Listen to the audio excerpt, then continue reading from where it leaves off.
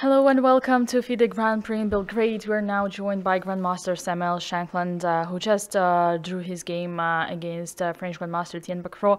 Sam, hello and welcome to the Grand Prix. Oh, thank you. I'm glad to be playing this time. It's great to have you here. You have already played so many times in Serbia, and I'm sure it is a special place for you. We have actually met yesterday, but that video is going to be released later on. So my first question to you is, are there some Serbian players or let's say ex-Yugoslavian players from whom you've learned in particular?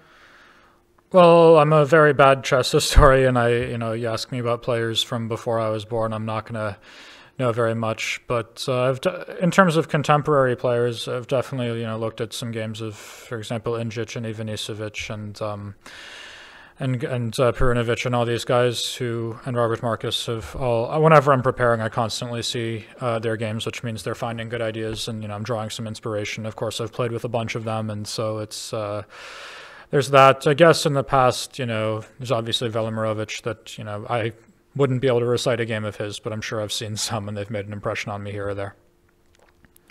We're now 30 years away from the match Fischer Spassky. Yeah.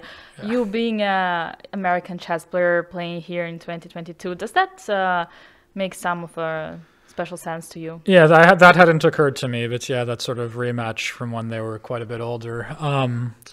Yeah, I mean, obviously, Fischer was a very troubled man, and his legacy was somewhat tarnished by, his going insane in his later days. But he's certainly the best American player ever, and arguably the best player ever. I wouldn't say he is, but some would. And he's certainly the best American ever, and one of the two U.S.-grown players to make it farther than I have. And it's inspirational to be playing in the same spot as him, and even given all the extra knowledge I have, I'm still nowhere close to rated as high as him from all those years ago. So hopefully I can play more like him in future rounds. Right. And how do you assess in general the pairings and your particular pool here in the tournament compared to, let's say, other pools?